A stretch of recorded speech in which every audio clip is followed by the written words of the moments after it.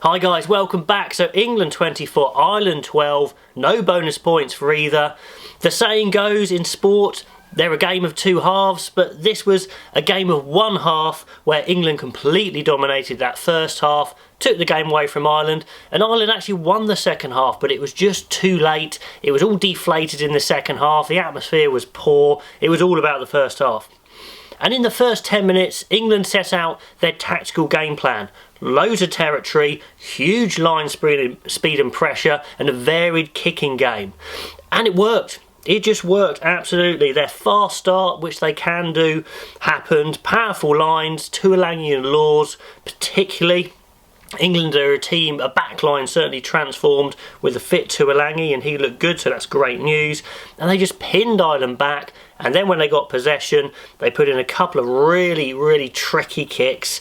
It's a grubber first of all that caused chaos, and it really looked like Ireland should deal with it, but they didn't. Ford scores 7-0, and Ireland fans will be tearing their hair out with that ball bobbling around.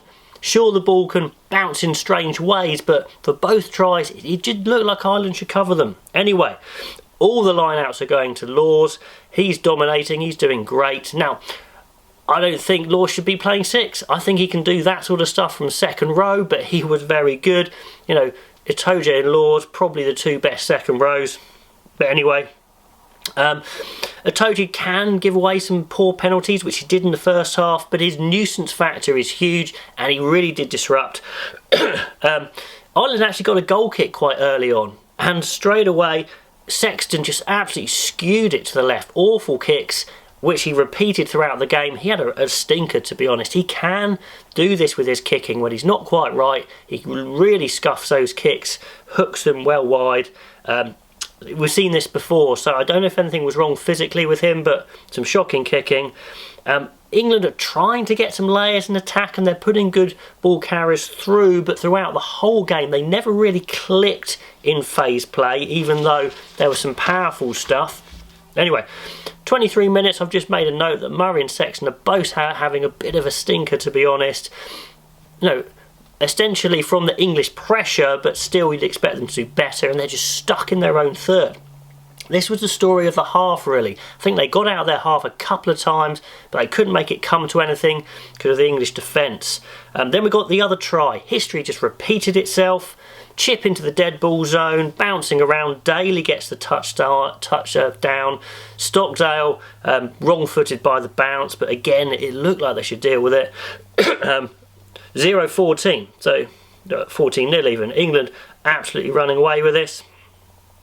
England's line speed is forcing errors, really is, and at times they were pushing them back, pushing Ireland right back, and they were going nowhere particularly. Ireland are trying to play, trying to do some new stuff, but the England line speed just not letting them, and when England are in their own half, tactically they had zero intention of playing any rugby, and they just hoof it downfield, get their defensive press on, and get Ireland pinned in their own half, and that was the half, really.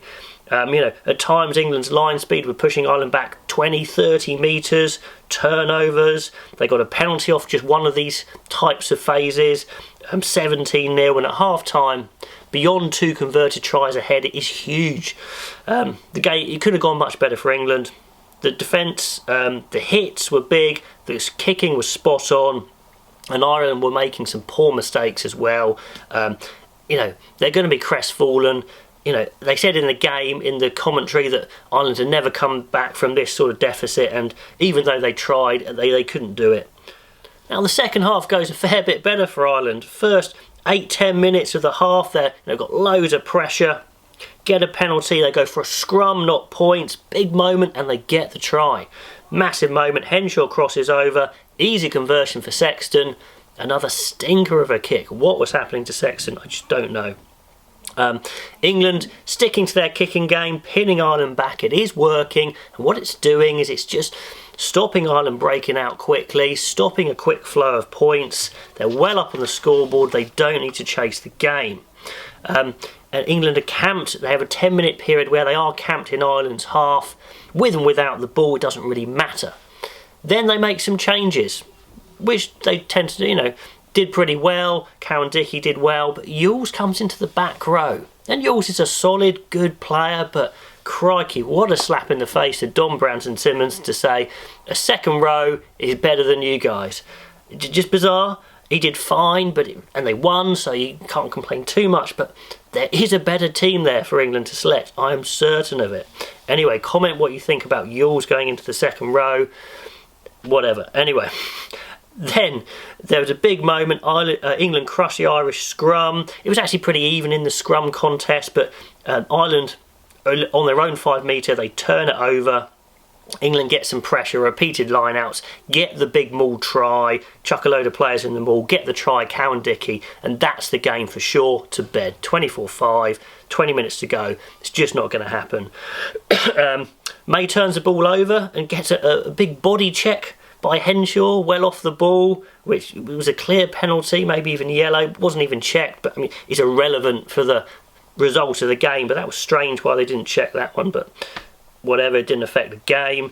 And Ireland are on top really in this last 10 minutes, last 20 minutes really, 10-20 minutes. They're getting pressure, but they know the game's up, the crowd's quiet. They get the try, sustained pressure, nice try from Porter, smashes over, good power. 24-12, it finishes. So, it was the first half that did it, that defensive pressure, the kicking excellence of England, far too much for Ireland.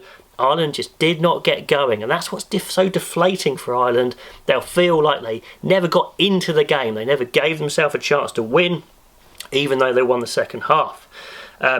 England, the flow in attack, like I said, didn't look great. They weren't on fire, but they certainly were on fire in defence, and their set piece looked good and solid, line out looked good. Ireland's Grand Slam is over, and to be fair on that performance, they don't look like a Grand Slam team. It's only France who can win that Grand Slam. But if someone beats France, then England and Ireland are well in with a shot of winning the championship. They're not out of it. And finally, Eddie Jones' selections.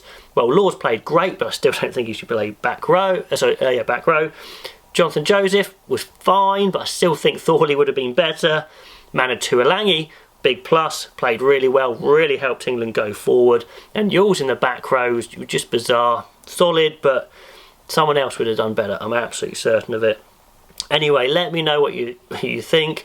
England get the win, good stuff, but they do need to play better. I really think there's a better team out there to select for them. Let me know what you thought on those games, and I'll be back in the week with another video.